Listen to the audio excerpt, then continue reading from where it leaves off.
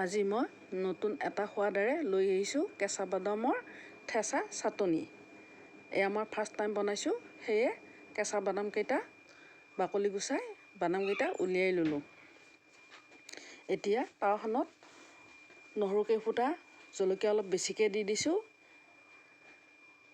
আৰু বাদাম আধা বাটি দি শুকান তাৱাতে দি দিছোঁ আৰু লগতে জিৰা 1 টেবুল চামুচৰ পৰিমাণ দি দিছোঁ আৰু জিৰাটো দিলে সোৱাদটো বহুত বেছি হয়।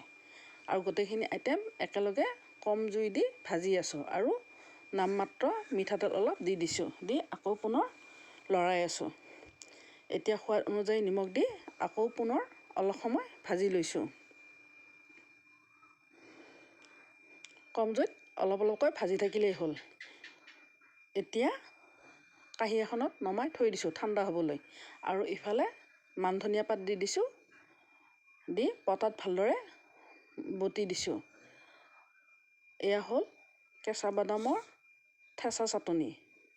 খাবলৈ বহুত টেষ্টি হয়, এবাৰ ট্ৰাই কৰি চাব।